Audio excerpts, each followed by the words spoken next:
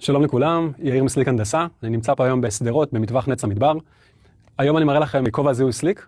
זה בעצם כובע זיהוי מאוד קומפקטי שנמצא בתוך קופסה פולימרית, שהיא נמצאת מחוברת לעקב של מחסנית. המחסנית, כמו שאתם רואים, נראית ככה, כרגע ריקה כמובן, וזו הקופסה למטה.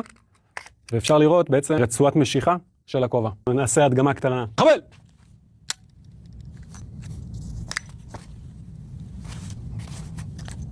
וזה הכל, מאוד מאוד פשוט, מאוד מהיר, תוך רגע הכובע עליכם, וכמובן תמיד איתכם. עם הסליק אתם יכולים להשתמש בכמה אפשרויות. אפשרות הראשונה כמובן עם המחסנית, אפשרות השנייה אתם יכולים לתלות על מחזיק המפתחות, שיהיה לכם השקל. את השקל כמובן אתם יכולים לשים פה, לתלות לכם על החגורה.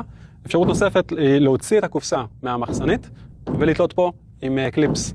אוקיי, קליפס מתכתי, שנתפס לכם פה, או בווסט, אם יש לכם איזשהו וסט של כיתת כוננות.